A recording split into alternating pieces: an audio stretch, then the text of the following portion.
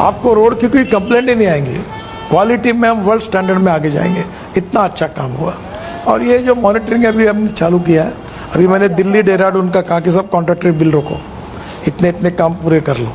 ये रफनेस की क्वालिटी कितनी है, कहाँ क्रैक पड़ी है, कहाँ पेड़ कितने लगे, गिनाओ गिनाओ, ई टैग करो पेड़ को, स्ट्रक्चर कैसे हुए बताओ।